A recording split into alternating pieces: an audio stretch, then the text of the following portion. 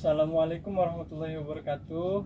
Perkenalkan, nama saya Muhammad Iksan dengan NIM 240201070509. Saya akan mempresentasikan tugas dari mata kuliah Ekonomi Mikro. Saya dari kelas MJ103 Prodi PJJ Manajemen dengan dosen pengampu mata kuliah adalah Pak Joko Suharyanto SE MM CPOD. Topik pertama yaitu mengenai kenaikan harga pada produk kebutuhan pokok. Kebutuhan pokok masyarakat adalah kebutuhan yang harus dipenuhi untuk keberlangsungan hidup seperti sandang, pangan, dan papan. Kenaikan atau lonjakan harga pada produk kebutuhan pokok merupakan fenomena ekonomi yang sering terjadi dan disebabkan oleh berbagai faktor. Yang pertama adalah faktor musim dan produksi. Ketergantungan pada musim tertentu mempengaruhi pasokan produk. Misalnya, beras sangat bergantung pada panen raya. Jika terjadi gagal panen akibat cuaca buruk atau bencana alam, pasokan akan berkurang sehingga harga naik. Kenaikan biaya produksi yang kedua adalah kenaikan biaya produksi. Kenaikan harga bahan bakar, pupuk atau biaya distribusi dapat meningkatkan biaya produksi dan distribusi barang. Hal ini pada akhirnya dibebankan kepada konsumen melalui harga jual yang lebih tinggi. Yang ketiga adalah permintaan yang meningkat. Saat momen tertentu seperti bulan Ramadan atau menjelang hari raya, permintaan terhadap produk kebutuhan pokok meningkat tajam. Kenaikan permintaan yang tidak sebanding dengan pasokan menyebabkan harga melambung. Yang keempat adalah gangguan distribusi. Masalah logistik seperti keterbatasan transportasi atau hambatan di jalur distribusi dapat menyebabkan kelangkaan produk di pasar. Contohnya, gangguan cuaca ekstrim yang menghambat distribusi antar pulau. Yang kelima adalah spekulasi pasar dan penimbunan. Spekulan atau pedagang besar terkadang menahan pasokan barang dengan harapan harga akan meningkat. Praktik ini menciptakan kelangkaan buatan yang memicu lonjakan harga. Upaya pemerintah. Jika terjadi kenaikan atau lonjakan harga pada salah satu produk kebutuhan pokok masyarakat, pemerintah umumnya melakukan langkah-langkah atau kebijakan berikut untuk menstabilkan harga dan memastikan kebutuhan masyarakat tetap terpenuhi. Yang pertama, operasi pasar. Yang kedua, subsidi harga. Yang ketiga, pengaturan distribusi dan stok. Yang keempat, membuka impor jika dibutuhkan. Yang pertama, operasi pasar. Pemerintah bekerja sama dengan Bulog atau lembaga terkait untuk menggelar operasi pasar. Tujuannya adalah mendistribusikan produk dengan harga yang lebih terjangkau langsung kepada masyarakat. Yang kedua, subsidi harga. Pemberian subsidi untuk menurunkan harga produk tertentu, terutama yang dianggap esensial bagi masyarakat seperti beras, minyak goreng, atau bahan bakar. Yang ketiga, pengaturan distribusi dan stok. Mengawasi distribusi barang agar tidak terjadi penimbunan oleh oknum tertentu. Pemerintah juga bisa meminta produsen atau distributor untuk menambah pasokan barang ke pasar. Yang keempat, membuka impor jika dibutuhkan. Ketika stok domestik tidak mencukupi, pemerintah dapat memutuskan untuk membuka impor guna menambah pasokan dan menstabilkan harga. Yang berikutnya adalah ulasan dari sisi produsen atau penawaran. Berikut adalah ulasan kebijakan pemerintah dari sisi produsen atau penawaran beserta contohnya. Yang pertama, operasi pasar. Dari sisi produsen, operasi pasar dapat membantu menstabilkan permintaan dan mengurangi tekanan harga. Namun jika pemerintah mendistribusikan barang bersubsidi terlalu besar, produsen swasta mungkin kehilangan daya saing karena harga mereka lebih tinggi.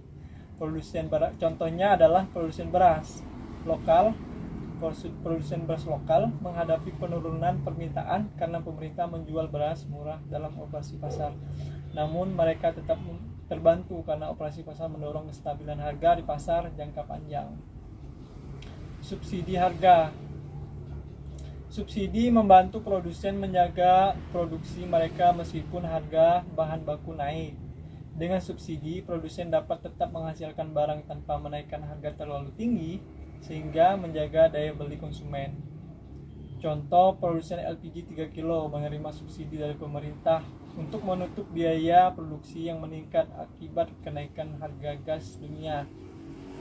Hal ini memungkinkan produsen dapat beroperasi tanpa kehilangan pasar. Yang ketiga, pengaturan distribusi dan stok. Pengaturan distribusi membantu produsen memastikan barang sampai ke pasar dengan merata. Langkah ini juga mengurangi hambatan distribusi seperti penimbunan, sehingga produsen dapat terus memasok barang ke pasar tanpa gangguan. Contohnya adalah produsen minyak goreng bekerja sama dengan pemerintah untuk mengirimkan pasokan langsung ke daerah yang kekurangan, menghindari penumpukan di satu wilayah. Dengan demikian, produsen tetap menjaga ritme produksi. Yang keempat, membuka impor jika dibutuhkan. Dari sisi produsen, kebijakan impor seringkali menjadi tantangan karena menimbulkan persaingan dengan barang luar negeri yang harganya lebih murah. Namun, impor bisa menjadi peluang untuk belajar meningkatkan efisiensi dan kualitas produk lokal. Contohnya, produsen daging lokal menghadapi tantangan ketika daging beku impor dijual dengan harga lebih murah. Namun mereka diberi dukungan oleh pemerintah untuk meningkatkan kualitas produksi melalui pelatihan dan subsidi. Kesimpulan, kebijakan-kebijakan tersebut bertujuan agar rumah tangga tetap dapat memenuhi kebutuhan pokoknya dengan harga yang terjangkau meskipun ada gejolak harga di pasar. Kebijakan-kebijakan ini dari sisi produsen dirancang untuk menjaga kelangsungan usaha, stabilitas produksi, dan daya saing di tengah dinamika pasar. Produsen mendapat manfaat berupa dukungan, tetapi juga tantangan untuk tetap inovatif dan efisien. Baiklah, kita masuk ke topik kedua, yaitu keberadaan Komisi Pengawas Persaingan Usaha atau KPPU, kaitannya dengan kondisi pasar. Komisi Pengawasan Persaingan Usaha atau KPPU adalah lembaga negara independen di Indonesia yang berperan mengawasi pelaksanaan Undang-Undang Nomor 5 Tahun 1999 tentang larangan praktik monopoli dan persaingan usaha yang tidak sehat. KPPU bertujuan untuk menciptakan persaingan usaha yang sehat, adil, dan mendorong efisiensi pasar demi kesejahteraan masyarakat. Tugas dan fungsi KPPU.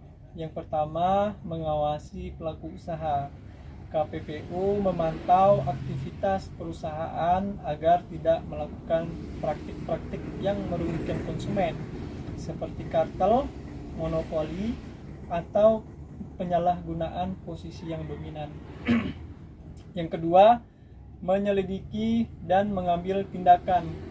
Ketika ditemukan indikasi pelanggaran, KPPU memiliki wewenang untuk menyelidiki, memberikan sanksi administratif, dan merekomendasikan langkah hukum. Yang ketiga, meningkatkan kesadaran publik. KPPU juga bertugas memberikan edukasi kepada masyarakat dan pelaku usaha tentang pentingnya persaingan usaha yang sehat. Yang keempat, memberikan rekomendasi kebijakan. KPPU memberikan masukan kepada pemerintah terkait kebijakan yang dapat mendorong persaingan yang adil. Kehadiran KPPU terhadap kondisi pasar. Yang pertama, membuka pasar yang kompetitif.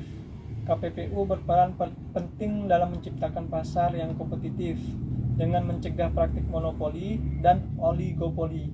Hal ini bertujuan agar konsumen memiliki daya memiliki lebih banyak pilihan dan harga produk yang lebih kompetitif. Yang kedua, mencegah praktik tidak adil. Praktik seperti penetapan harga atau price fixing, pembagian wilayah pasar, atau penguasaan pasar secara sepihak dapat merugikan konsumen dan pelaku usaha kecil. KPPU mengintervensi untuk mencegah hal ini. Yang ketiga, mendorong inovasi dan efisiensi. Pasar yang kompetitif akan memotivasi pelaku usaha untuk berinovasi dan meningkatkan efisiensi agar tetap unggul. Hal ini memberikan manfaat langsung kepada konsumen dalam bentuk produk berkualitas tinggi dengan harga yang wajar. Yang keempat, meningkatkan kesejahteraan konsumen. Dengan menghapus hambatan-hambatan dalam pasar dan mencegah penyalahgunaan kekuatan pasar oleh perusahaan besar, KPPU berkontribusi terhadap stabilitas harga dan ketersediaan barang. Yang kelima, mendukung pelaku usaha kecil. KPPU memastikan usaha kecil dan usaha kecil dan menengah atau UKM mendapatkan kesempatan yang setara untuk bersaing dengan perusahaan besar, sehingga menciptakan lapangan kerja dan mendorong pertumbuhan ekonomi lokal. Dampak KPPU terhadap rumah tangga sebagai sisi permintaan. Keberadaan Komisi Pengawas Persaingan Usaha atau KPPU memiliki dampak langsung terhadap rumah tangga sebagai bagian dari sisi permintaan dalam pasar. Rumah tangga berperan sebagai konsumen yang menentukan tingkat permintaan barang dan jasa. Berikut ini adalah ulasan dari sisi rumah tangga terkait keberadaan KPPU lengkap dengan contohnya. Yang pertama, menjamin harga yang kompetitif. Keberadaan KPPU membantu mencegah praktik-praktik yang membuat harga barang atau jasa menjadi tidak wajar, seperti kartel atau penetapan harga bersama. Dengan pasar yang sehat, rumah tangga mendapatkan harga yang lebih kompetitif sesuai mekanisme pasar. Contohnya, ketika KPPU menemukan kartel harga pada maskapai penerbangan yang membuat harga tiket melambung tinggi, KPPU memberikan sanksi dan memaksa pelaku usaha mematuhi persaingan sehat. Hasilnya tiket pesawat kembali terjangkau kepada masyarakat umum. Yang kedua, menjaga ketersediaan produk di pasar. KPPU berperan memastikan tidak ada perusahaan yang menyalahgunakan dominasinya untuk menguasai seluruh pasokan barang dan menghilangkan kompetitor. Hal ini penting agar rumah tangga tetap memiliki akses terhadap berbagai pilihan produk. Contohnya, jika sebuah produsen besar bahan pokok seperti beras mencoba memonopoli pasar dengan menekan persaingan kecil, KPPU dapat memberikan teguran atau sanksi. Akibatnya, rumah tangga tetap bisa menemukan berbagai merek beras dengan harga berbeda di pasaran. Yang ketiga, memberikan pilihan produk yang beragam. Dengan melarang praktik monopoli, KPPU mendukung keberadaan banyak pelaku usaha yang menciptakan variasi produk dan inovasi baru. Hal ini memberikan lebih banyak pilihan kepada rumah tangga dalam memenuhi kebutuhan mereka. Contohnya, dalam industri telekomunikasi, KPPU mencegah praktik penguasaan pasar oleh satu perusahaan besar. Dengan persaingan yang sehat, konsumen memiliki berbagai pilihan layanan internet dan paket data sesuai kebutuhan dan anggaran. Yang keempat, mencegah eksploitasi konsumen. KPPU memastikan tidak ada penyalahgunaan posisi dominan oleh pelaku usaha, seperti menjual produk di bawah standar atau memaksa konsumen membayar harga tinggi tanpa layanan yang sebanding. Ini melindungi rumah tangga dari eksploitasi. Contoh, jika sebuah perusahaan listrik lokal menaikkan tarif listrik secara sepihak tanpa persetujuan pemerintah, KPPU dapat turun tangan untuk mengawasi dan menilai apakah tindakan tersebut melanggar prinsip persaingan sehat. Kelima, meningkatkan daya beli konsumen. Pasar yang kompetitif menghasilkan harga yang lebih rendah dan efisiensi ekonomi, sehingga daya beli rumah tangga meningkat. rumah tangga dapat mengalokasikan penghasilan untuk kebutuhan lainnya. Contoh dalam sektor kebutuhan pokok seperti minyak goreng, intervensi KPPU terhadap kartel harga membuat harga turun dan stabil. Hal ini membantu rumah tangga dengan penghasilan terbatas untuk memenuhi kebutuhan sehari-hari. Dampak KPPU terhadap produsen sebagai sisi penawaran. Keberadaan Komisi Pengawas Persaingan Usaha atau KPPU memiliki pengaruh signifikan terhadap produsen sebagai bagian dari sisi penawaran di pasar. Produsen berperan dalam menyediakan barang atau jasa yang dibutuhkan oleh konsumen, dan KPPU memastikan bahwa proses persaingan antar produsen berlangsung sehat dan adil. Berikut ulasan terkait peran KPPU dari sisi produsen sebagai contoh yang konkret. 1. Mendorong kompetisi yang sehat. KPPU memastikan setiap produsen memiliki peluang yang sama untuk bersaing di pasar tanpa ada praktik-praktik tidak adil seperti monopoli atau kartel. Kompetisi yang sehat mendorong inovasi dan efisiensi produksi. Contoh, dalam industri farmasi, KPPU mencegah perusahaan besar bekerja sama dengan mengatur harga obat-obatan. Dengan pengawasan ini, produsen kecil tetap memiliki kesempatan bersaing di pasar. Yang kedua, mencegah praktik monopoli. KPPU melarang perusahaan untuk memonopoli pasar dengan menguasai pangsa pasar secara tidak wajar atau menghambat masuknya pesaing baru. Hal ini penting agar produsen kecil dan menengah tetap dapat tumbuh. Contohnya, sebagai perusahaan besar di sektor semen mencoba menekan pesaing baru dengan menjual produk di bawah harga pasar, KPPU menyelidiki praktik tersebut dan melindungi produsen baru agar tetap bisa masuk dan bertahan di pasar. Yang ketiga, melindungi produsen kecil dari kolusi. KPPU mencegah terjadinya kolusi antara produsen besar yang dapat mematikan produsen kecil. Kolusi seperti ini biasanya bertujuan untuk mengontrol harga atau pasokan produk di pasar. Contohnya, dalam industri minyak goreng, jika produsen besar bekerja sama untuk membatasi pasokan agar harga naik, KPPU dapat memberikan sanksi sehingga produsen kecil tetap dapat menjual produknya dengan harga yang kompetitif. Keempat, memberikan kepastian hukum bagi pelaku usaha. KPPU menciptakan lingkungan bisnis yang lebih transparan dan adil dengan mengatur perilaku persaingan. Kepastian hukum ini memberikan rasa aman kepada produsen untuk berinvestasi dan mengembangkan usahanya. Contoh, sebuah perusahaan baru dalam sektor transportasi daring merasa dipersulit oleh pemain lama yang mendominasi pasar. KPPU memastikan tidak ada diskriminasi atau penyalahgunaan posisi dominan sehingga perusahaan baru bisa berkembang. Yang kelima, meningkatkan efisiensi produksi. Dengan menciptakan persaingan yang sehat, produsen terdorong untuk meningkatkan efisiensi operasional guna menurunkan biaya produksi dan menawarkan produk dengan harga yang bersaing. Contohnya, dalam industri elektronik, beberapa produsen berusaha mengurangi biaya operasional dengan mengadopsi teknologi baru setelah menghadapi persaingan ketat yang diawasi oleh KPPU. Kesimpulan, dari sisi produsen, keberadaan KPPU membantu menciptakan pasar yang lebih adil dan kompetitif.